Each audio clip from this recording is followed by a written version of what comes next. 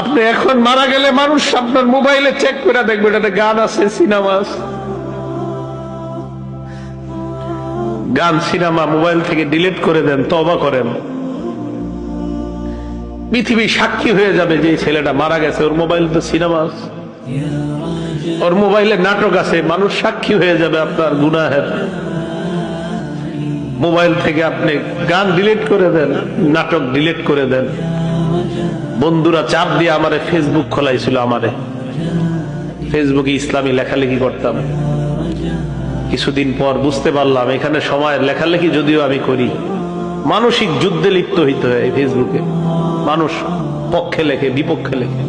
Permanently আমি delete করে দিছি, আমার কোনো ফেসবুক নাই। আমার জীবন কি চলে না বলেন? চলে, আগের চেয়ে ভালো চলতেছে।